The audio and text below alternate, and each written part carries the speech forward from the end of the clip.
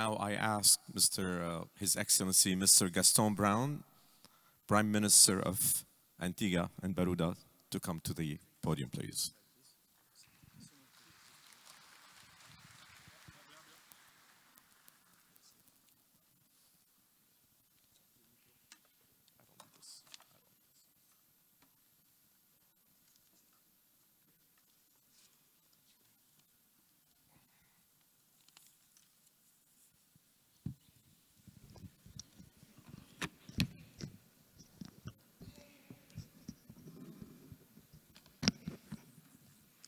Thank you. Excellencies, distinguished ladies and gentlemen. Thank you to the Amadeus Institute, organizers of MEDays, for the invitation to participate in this high-level international forum. As Morocco commemorates the 50th anniversary of the Green March, I extend my warmest congratulations to His Majesty King Mohammed VI and to the Moroccan people. The convergence of this national milestone with the adoption of the UN Resolution 2797 confirms the preeminent and exclusivity of the Moroccanity of the Sahara and the Moroccan Autonomy Initiative. It gives this moment exceptional significance. It celebrates both a founding act of unity and a decisive diplomatic victory that consolidates Morocco's incontestable rights and strengthens the international consensus supporting them. Be assured that Antigua and Barbuda continues to stand with Morocco as it advances on the path of stability, development, and continental leadership.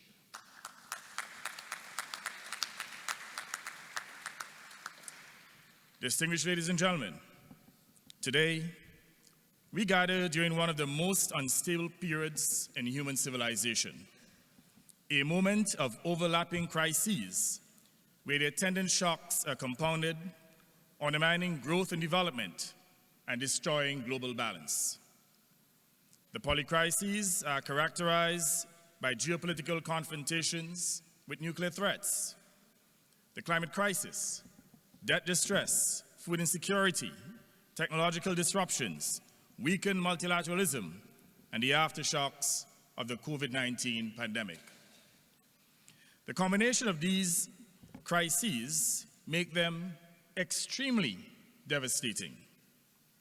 In addition, the polarization of communities is exacerbating these crises, dividing them along political, ethnic, economic, and ideological lines, thereby eroding trust. These pressures are not contained within any region. They touch every developing country, from small island states like Antigua and Barbuda to great land masses of Africa, Asia, and Latin America. For developing states, this global polycrisis is not an academic construct. It is a daily constraint on our ability to plan, to invest, and to protect our people. For example, a supply chain disruption raises food prices.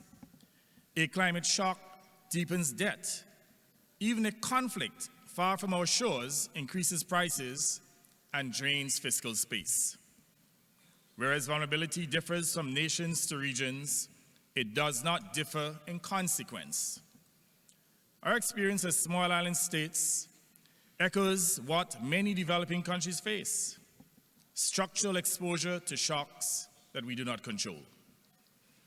From frequent and devastating hurricanes that destroys lives and livelihoods, to global uncertainty that collapses our economies. The rules-based global order that hitherto provided protection, stability, and predictability for vulnerable states in the global south is now characterized by chaos and instability. Competition has intensified among emerging and established powers, weakening global cooperation and solidarity. This has resulted in realignments, resulting in the formation of new blocs, new alliances, new trade relations, and increased insularity, which undermines multilateralism. Some refer to these realignments as a form of creative destruction to facilitate a new dispensation that will give rise to new positive outcomes. This optimism is clearly unfounded and could be more accurately described as a world teetering on the edge of implosion. In the interim, lines between order and disorder are blurred, where international norms are contested, and where global governance is fractured by polarization challenges, giving rise to uncertainty and insecurity. The question, however, is, will we as human civilization allow the prevailing chaos, confusion, and instability to become the destiny of humanity? Or will we fight unrelentingly for a new global norm of peace, love, justice, and unity? Will we allow any single mighty nation or group of nations to undermine global peace and prosperity? Or will we stand together and fight for a more equitable, just, and peaceful world? I say to each of us today that chaos, confusion, and instability cannot be our destiny, and that it is within our power to fight courageously with our ideas, with leadership, diplomacy, to successfully resolve the challenges and to shape a more equitable, just, and peaceful world. We demand nothing less. To achieve this requires social cohesion. Therefore, let this MEDays Forum serve as a catalyst to build social cohesion, solidarity among nations in all regions, to restore global balance in achieving an equitable, just, and peaceful world. An equitable, just, and peaceful world that will result in shared global prosperity for all nations and their peoples, taking into consideration that we're all part of the same human family with a common mitochondrial DNA emanating from a common grandparent dating back 250,000 years ago. At the end of the day, we are all family. This global reset requires a balance between competition and cooperation, a more inclusive and equitable global governance framework in which all nations and regions are fully integrated in the global financial and trade architectures, one in which all nations and regions have a seat at the global decision-making table, one in which we fight in solidarity as a human civilization to defeat the various existential threats in protection of our common humanity and our planet. This would require strengthening multilateralism and a pooling of sovereignty, thereby balancing national sovereignty with global responsibility. In providing solutions to global challenges, let us commit to balance competition with cooperation and to reduce our end confrontation. Let us balance economic growth with environmental sustainability, progress with ethical safeguards, and to balance the influence of great powers with the aspirations of small states, and finally, to balance the urgency of today with the vision for tomorrow. And above all, we must surmount the battle to restore balance within ourselves, to resist fear and aggression, division and insularity, and to act with love, compassion, and care for all of humanity. I emphasize, we must stand together and fight with courage in defense of our global human civilization, ensuring a more equitable world of shared prosperity. Chaos and instability exacerbate vulnerability. If developing countries, large and small, remain trapped in cycles of vulnerability and poverty, the world will not regain balance. Stability requires resilience and prosperity across the entire global South. Climate change has been ravaging the global South, destroying lives and livelihoods because of their lack of resilience. The developing North continues to pollute our planet with their poisonous fossil fuel gases. While they profit from the profligate use of fossil fuels, we pay the price. After 30 years of advocacy and diplomacy through the various conferences of the parties, the COPs, progress has been slow, resulting in an overshoot of the 1.5 degrees threshold. If urgent action is not taken to curtail emissions, human civilization will be imperiled. Commitments remain weak, and large polluters continue to game the Paris Climate Accord, necessitating the need for further action. That is why Antigua and Barbuda joined with fellow vulnerable states to establish COSIS, the Commission of Small Island States on Climate Change and International Law.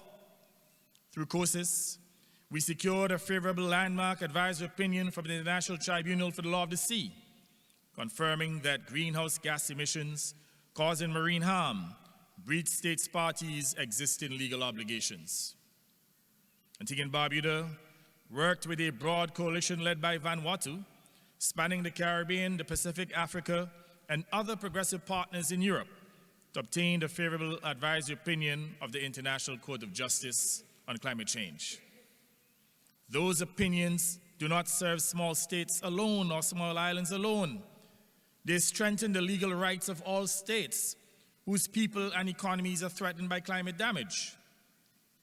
But international law is only one pillar. The global financial system also requires urgent and decisive reform. Several speakers spoke about it before. GDP per capita is a backward-looking, inequitable metric to determine development needs. It cannot determine access to concessional finance in a world where vulnerability and not income derives risk. Middle-income countries across the developing world, whether islands or continental economies, are being priced out of resilience because the system does not recognize the scale of the exposure and the devastating impact of climate events. Similarly, global governance must shift from symbolic inclusion to meaningful, all-inclusive participation. Decisions on climate, trade, health, security, and digitalization cannot be taken by a narrow group and presented as universal. It is not.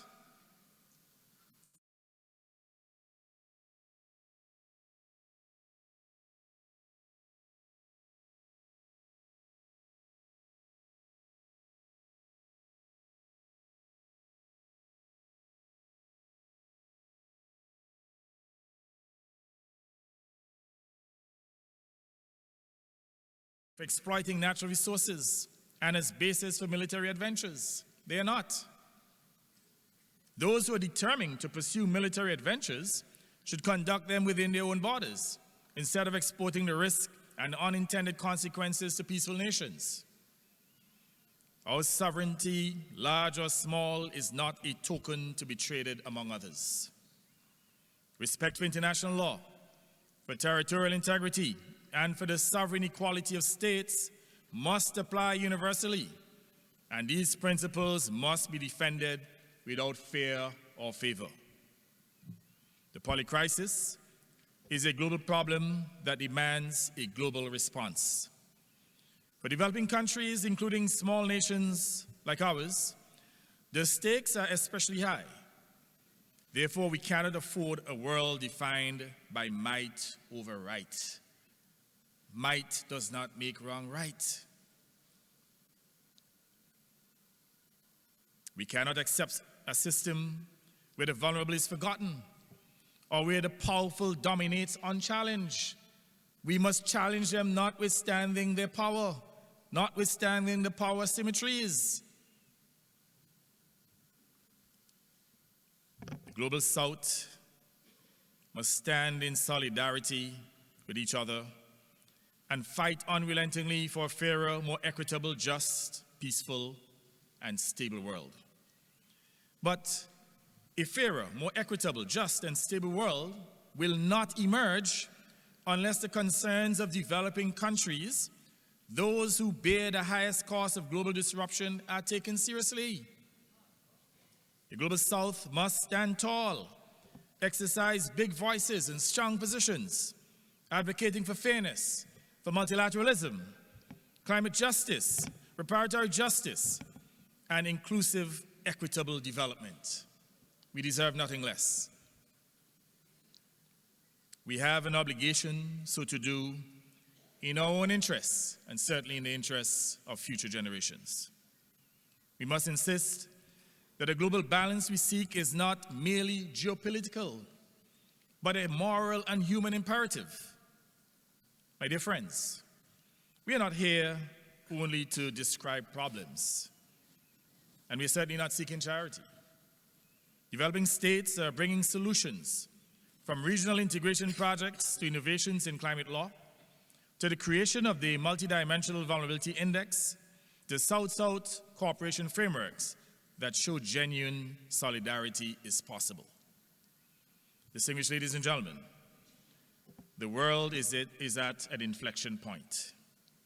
If we choose inclusion, reform, and fairness, we can restore global balance. If we do not, instability will deepen and its costs will be borne disproportionately by the developing world. The choice is clear. We must summon the courage to fight collectively for justice, peace, and right, or suffer the consequences as sitting ducks. Antigua and Barbuda stands in solidarity, ready to work courageously with all partners, North and South, to build a global multilateral system that is resilient, equitable, and sustainable.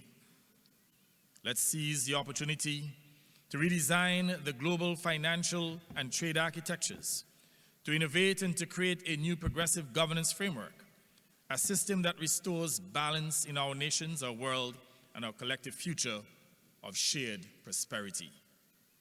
Finally, I issue a clarion call for us to commit to a new ethos of global stewardship, and to do so in the interest of our common humanity and the sustainability of our planet. I thank you.